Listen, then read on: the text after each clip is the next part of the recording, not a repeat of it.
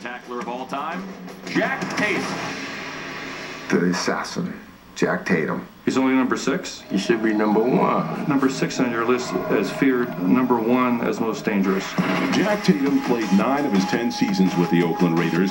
Member of one of the best secondaries ever, Tatum made his mark as the unit's enforcer. I play a hard-hitting game. I just like to have receivers think about me a little bit while they're trying to catch the ball. Football was different back then. A lot of his hits were legal that would not be legal today. Jack Tatum was a great tackler, and some called him a dirty tackler, and I won't do that. I don't think he is. I think it's a big factor if you can get a receiver thinking about you, but then he can't be concentrating on you and the ball at the same time. Jack Tatum wanted to be known as the one guy to ever play the game that if you come near me, I'm not only just going to hit you, I'm going to make you regret that you ever played professional football. He had that innate ability to explode on a ball carrier. As a hitter, you hit beyond your target. It's kind of like dimensions. You hit 2 guys back, so that takes you through. He perfected that. Football is a collision sport, and Jack Tatum was as good a collider that I've seen in a football uniform. And the fact that he was a secondary guy and could deal out that kind of punishment, I tip my hat. He's not a criminal to me.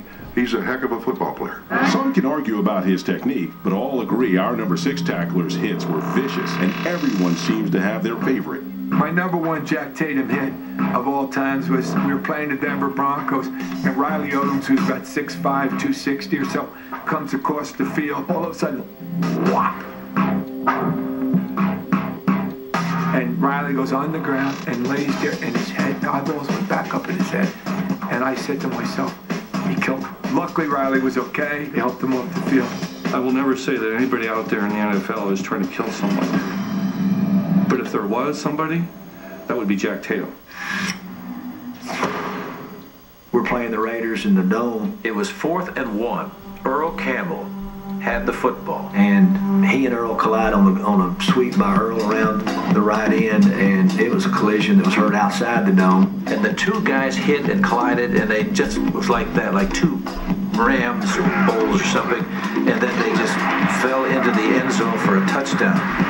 Both of them knocked out. That was the most vicious hit that I have ever witnessed in a lot of years of football.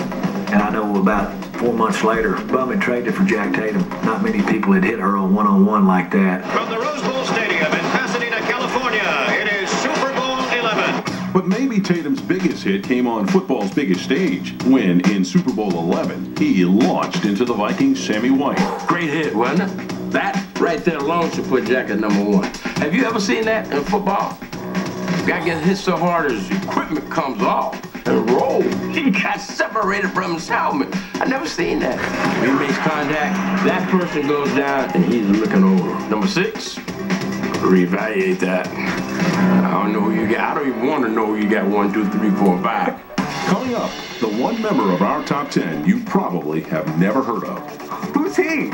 He was the guy that you had to watch out for at all times. He kept a chart of who he knocked out of games. I mean, knocked them out. He broke jaws, he broke cheeks, he gave guys concussions. I mean, he was just brutal.